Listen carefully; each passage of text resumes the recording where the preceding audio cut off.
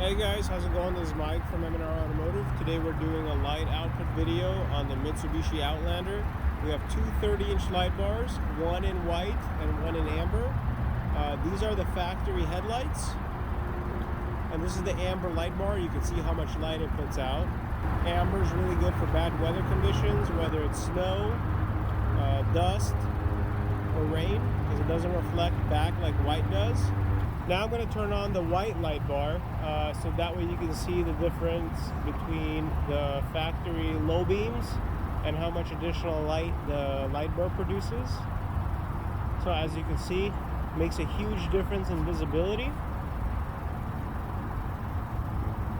And I'm going to toggle it back and forth so that way you guys can see the difference. Now I'm going to do a comparison versus the high beams. This is the high beams. And this is the light bar. Now I'm going to do a quick comparison from low beams, high beams to light bar. This is the low beams, this is the high beams, and this is the light bar. High beams, low beams, light bar. Thank you for watching.